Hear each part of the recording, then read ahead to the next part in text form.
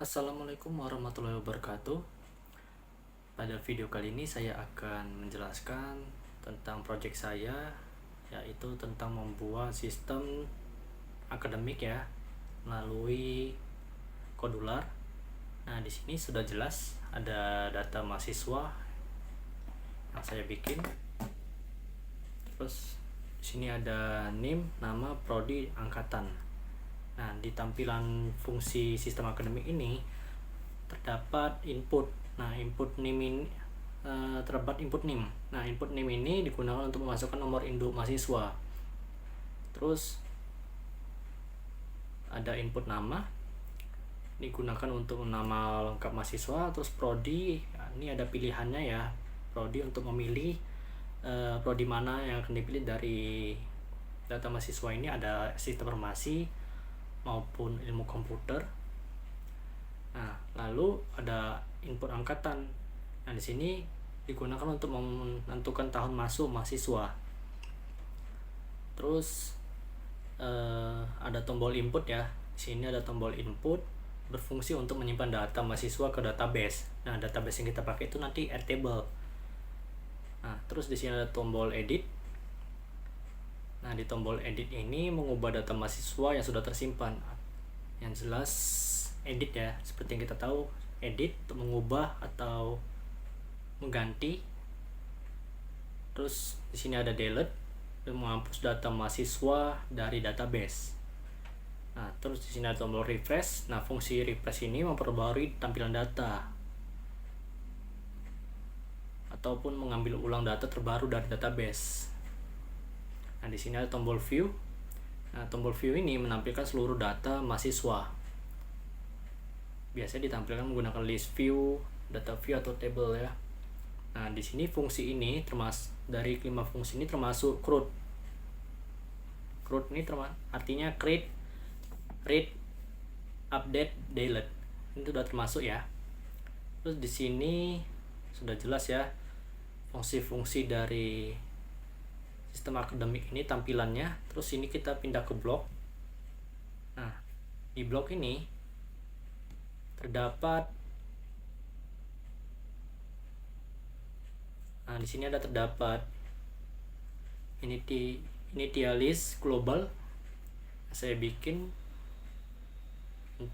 dari keempat blok ini tersebut digunakan untuk menyiapkan variabel list global pada aplikasi sistem akademik. Dan sini fungsinya menyimpan data mahasiswa sementara, mengelola data akademik, mempermudah proses CRUD, dan menghubungkan data dari database ke tampilan aplikasi. Nah, ini fungsi dari keempat ini ya. Terus di sini ada blok BTN input atau blok button input. Nah, di sini fungsinya ada.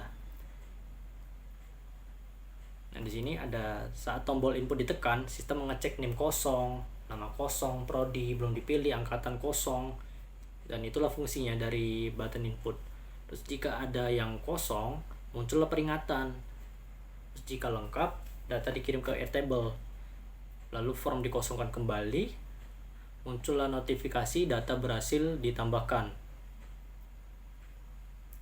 Nah, di sini data berhasil ditambahkan. Nah, lalu fungsi ini sebagai modul input data mahasiswa. Dan ini semua blok-bloknya sudah tersusun dengan rapi.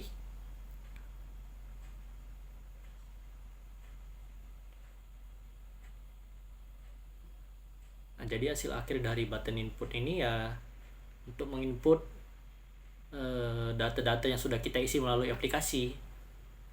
Nah, terus di sini ada screen 1, ini dia screen 1. Di sini fungsinya screen 1 ini maksudnya screen yang layar tampilan aplikasi yang kita buat dari Kodular ini ya, di desain. Nah, inilah tampilan screen satunya. Di sini ada bloknya yang sudah kita susun. Nah, di sini fungsinya merupakan halaman utama aplikasi akademik, digunakan untuk menampilkan form, data mahasiswa, tempat semua komponen menjalankan sistem input, edit, delete, dan view data. Terus di sini ada R nama. R nama ini maksudnya fungsinya itu mengambil atau menyimpan data kolom nama dari database Airtable. Nah, di sini sudah disusun seperti ini. Terus di sini digunakan untuk menampilkan nama mahasiswa, menyimpan nama mahasiswa ke database. Terus ada rname. Nah, di sini menyimpan identitas mahasiswa, mencari data mahasiswa, mengecek data berdasarkan NIM gitu. Terus di sini ada rprodi. Nah, di sini ini sebetulnya sama saja ya kita buatnya blok-blok ini, karena nanti akan nyambung sesuai yang kita buat. Ada R nama, NIM, prodi, dan angkatan. Nah, untuk ketiga ini nama, NIM, prodi ini kita buat sama blok-bloknya. Terus di sini prodi fungsinya mengelola data program studi mahasiswa dan dari database. Nah, di sini digunakan untuk menyimpan pilihan prodi, menampilkan data jurusan mahasiswa. Contoh seperti tadi ya, SI dan ilmu komputer itu pilihannya. Nah, lalu di sini ada R angkatan. Nah, R angkatan ini fungsinya mengambil dan menyimpan data angkatan untuk mahasiswa. Nah, di sini digunakan untuk mengelompokkan mahasiswa berdasarkan tahun masuk, menampilkan data akademik mahasiswa gitu. Contohnya ada tahun 2020, 2022, 2023, 2024. Nah, itulah angkatannya. Tahun berapa dia masuk ya kan. Di sini blok-bloknya sudah tersusun seperti ini ya. Sudah saya buat. Lalu lanjut, di sini ada button refresh. Nah, button refresh ini fungsinya memperbarui atau memuat ulang data dari database.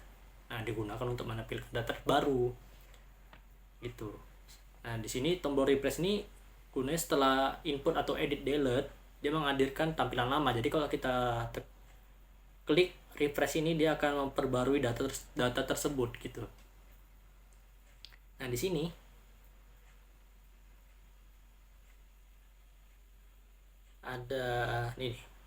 ada button delete. Nah, button delete ini fungsinya tombol untuk menghapus data mahasiswa tersebut. Sudah jelas saya namanya delete, pasti menghapus. Nah, jadi di sini blok-bloknya sudah tersusun seperti ini. Di sini ada count notifier, show alert, pilih data terlebih dahulu. Di sini kalau sudah kita hapus, nanti ada bacanya yakin hapus data. Terus ada pilihan lagi, ya dan tidak. Nah, terus di sini biasanya akan muncul konfirmasi sebelum data dihapus. Nah, disinilah dia konfirmasinya, yakin data dihapus ya atau tidak. Nah, terus di sini sebelahnya ada list speaker view. Nah, ini blok-bloknya sudah tersusun seperti ini ya. Nah, jadi fungsinya itu komponen untuk menampilkan daftar data mahasiswa. Inilah guna list speaker view, dia untuk menampilkan data mahasiswa yang sudah kita input tadi ya. Nah, terus di sini juga bisa melihat seluruh data mahasiswa, memilih data yang ingin diedit ataupun dihapus. Nah, biasanya menampilkan NIM, nama, prodi, dan angkatan seperti desain yang tadi kita buat tampilannya ya, yang didesain. Terus di sini ada, nah ini dia.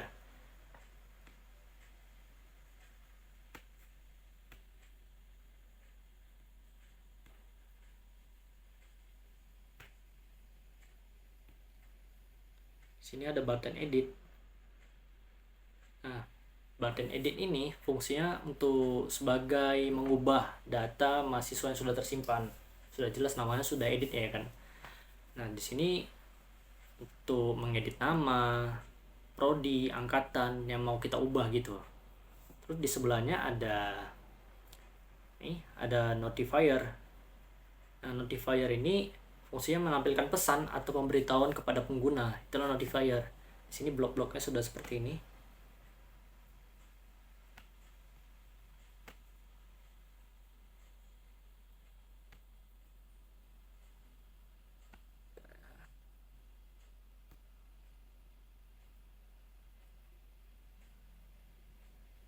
Nah, seperti inilah ya.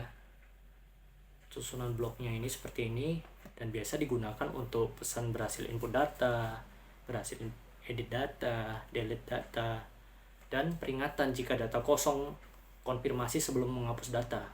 Nah, seperti itulah fungsi notifier. Nah, jadi untuk mencoba tampilan dari kodular yang sudah kita buat, yaitu sistem akademik, data mahasiswa, kita akan mengetesnya untuk tampilannya seperti apa gitu ya.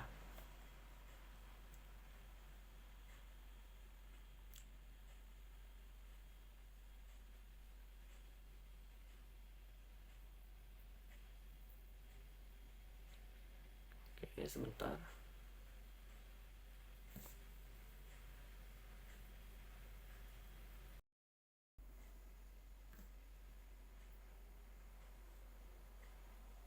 Nah, di tampilan ini dia akan muncul nih data mahasiswa seperti yang sudah kita buat ya. Tampilan seperti ini ada data mahasiswa, NIM, nama, prodi, angkatan, lalu ada tabel growth-nya. Sini kita tes ya, NIM. Sini kita buat bebas. Contoh 55. Nama kita bikin Adit. Prodi ini ada pilihannya ya. Pilihannya Sukadi, saya pilih SI. Di sini angkatan kita buat 2019, lalu kita input. Nah, ada bacanya data berhasil ditambahkan tadi ya. Lalu kalau untuk mengeceknya, di sini kita view. Nah, sudah masuk ya, ada namanya Adit, sistem informasi, lalu kita pilihlah. Nah, inilah data yang kita buat tadi. Sama, kalau mau kita edit bisa, tapi kita klik edit, lalu baru kita ubah mau namanya, angkatannya. Contoh kita buat angkatannya saja ya, kita buat 2018. Nah, lalu kita klik simpan. Oke, baru kita view. Nah, di sini sudah berubah 2018.